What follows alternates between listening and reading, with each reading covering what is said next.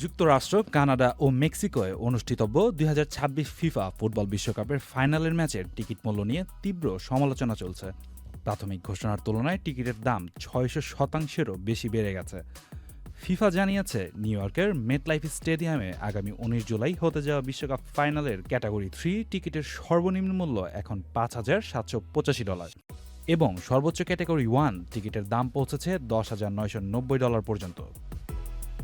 গত বছরের অক্টোবরে সাধারণ টিকিট বিক্রি শুরুর সময় ক্যাটাগরি ৩ টিকিটের দাম ছিল $২,৭৯০। 200-র বেশি সার্ভিস ও ফিচারে লেনদেনের সব বিকাশ অ্যাপে সম্ভব। এবং ক্যাটাগরি 1 ছিল $৬,৭৩০।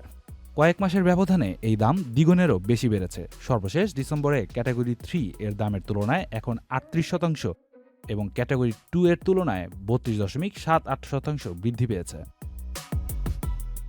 ২০২২ সালের কাতার বিশ্বকাপের ফাইনালের সর্বোচ্চ ক্যাটাগরির টিকিটের দাম ছিল $১,৬০৪ এবং সর্বনিম্ন $৬০৩, অর্থাৎ আসন্ন বিশ্বকাপের ফাইনালের টিকিটের দাম কাতারের তুলনায় অনেক গুণ বেশি।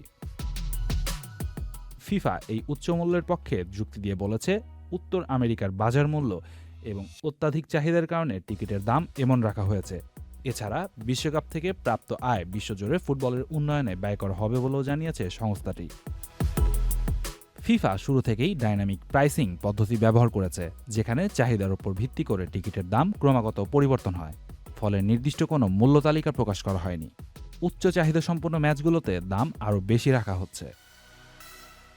প্রাথমিক পর্যায়ে অতিরিক্ত দামের সমালোচনার মুখে ফিফা সাপোর্টার এন্ট্রি টায়ার নামের একটি নতুন ক্যাটাগরি চালু করে, যেখানে কিছু টিকিট মাত্র $60 বিক্রি করা হয়েছিল। তবে চূড়ান্ত ধাপের বিক্রিতে এই সস্তা টিকিট আর পাওয়া যাচ্ছে না। এগুলো আদৌ বিক্রি হয়েছে কিনা তা নিয়েও রয়েছে সংশয়।